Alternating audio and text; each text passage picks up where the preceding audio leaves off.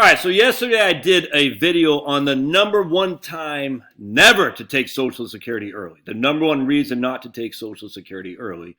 And that was simply due to the fact that you were working. Don't work and take Social Security early. It's stupid. Here's going to be I say number one, but one of the biggest reasons you do take Social Security early. I'm not going to say the number one reason, but we're going to use that in the title. Clickbait, baby, clickbait. I'll refund you if that bothers you. All right, so let's dive into this. Let me show the backstory. Worked with a guy and a couple yesterday. Great people. I tell you, the people who hire me are freaking awesome. It's that's why I'm pretty political and stuff, because it's self-selecting. If you don't like my politics or my personality or my Georgia Tech or my dogs, you're not going to hire me, and that's good because we're not going to get along. It's because I'm better than you. Relax, Karen. Relax. I'm just kidding. Anyway, so these guys I'm working with now. The issue is that they got married late and they had children late, and he is 10 years older than his beautiful. So we got some competing things in there. Is that he made the money and she, like my wife, stayed home for the most part. But they got kids that are still in teens. And by the time he's 62, both of his children will still be teens, which means they'll both get Social Security benefits off of his record because they're under the age of 18. I think 17 is the cutoff.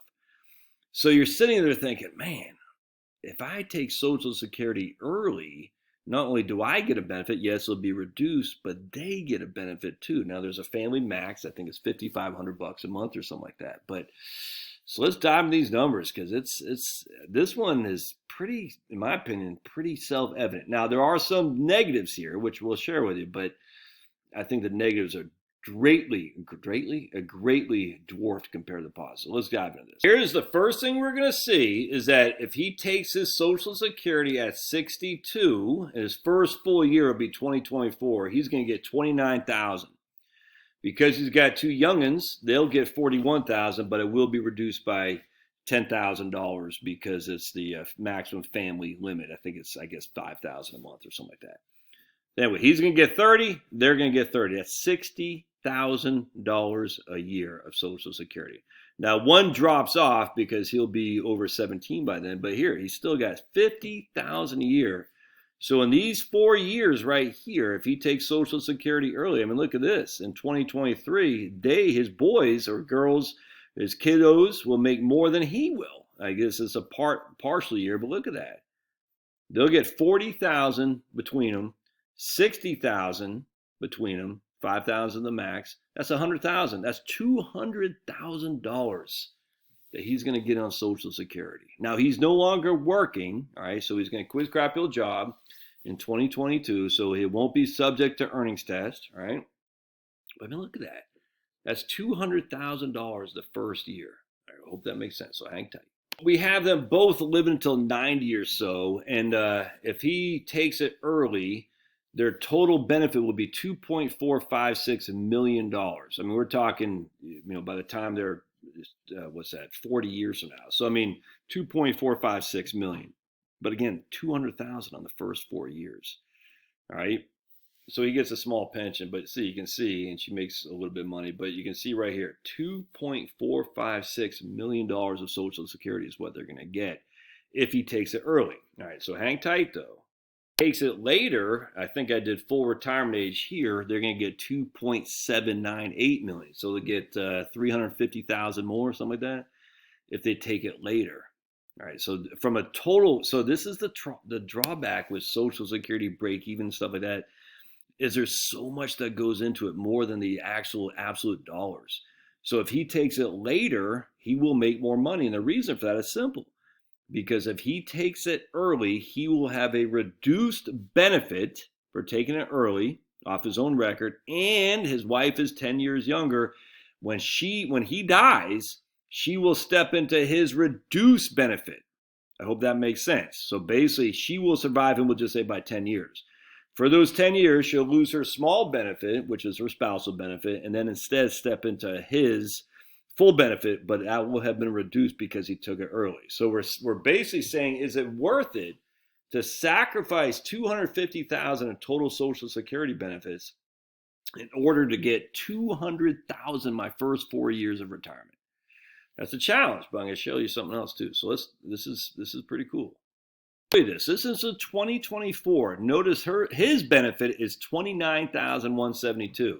All right, 2024, his benefit is $29,172. Tattoo that to your head. All right, $29,172 in 2024, but their total benefit is $60,000 because his kids are going to get $31,000. I hope that makes sense. So again, he's getting $29,000. His kids are getting $30,000, so his total benefit is $60,000. That's his total Social Security benefit. So hang tight. We said his benefit in 2024 is $29,172, but his kids are getting $30,000 of Social Security. What flows back to the 1040? This is Right Capital, by the way. Oh, only his benefit, $29,172. Remember, they're getting $60,000 of Social Security benefit, but only $25,000 or 24,796 is actually subject to taxation. Now, the kids would certainly file their own 1040, absolutely. It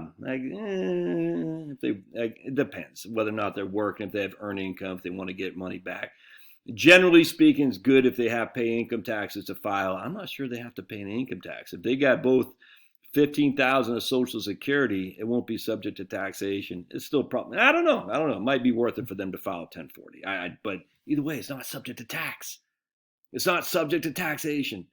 So the $30,000 the kids are getting is completely tax-free. The only thing that flows back to his 1040 is his Social Security benefit. So you're sitting there thinking, okay, I will sacrifice $250,000 of Social Security benefit because my wife is such a significant younger than me. That makes it a challenge, not gonna lie to you. In this case, they're well situated, doesn't matter. But then you're starting to, but let's just say it's you and your wife is 2 years younger than you, just using that for example. Man, you should take, so if you got young kids, why would you not take Social Security and give them tax-free benefits? Crazy. In this case, you can make an argument that he will be affecting her survivor benefit, not her spousal benefit, mind you, but survivor benefit by taking it early. That's correct. I'm not worried about that at all because don't forget, at the end of the day, we're talking when she will see less of a benefit relative to his taking it early versus his taking it late when she's in her mid-80s. I mean, she might not survive that long, and even if she does, I mean, I hate to say it, but it's just her. Does it matter that much? No, it just doesn't. The first part of retirement is when the sequence of return risks come in, is when you just separate from work, when you're just nervous about it. The first few years of retirement are so critical that a case like this, in my opinion, makes 100% sense to take it early. $200,000 coming in, that's $200,000 less we need from the portfolio. You see what I'm saying? Now these guys they're not paupers. They still spend. All right, so they're still going to need a good amount of money in cash to basically do the barbell. But if we can eliminate $200,000 of distributions from our portfolio in the front end of retirement, man, that is worth it makes all the sense in the world. Anyway, hope that makes sense. Would love to hear your thoughts. Thanks now.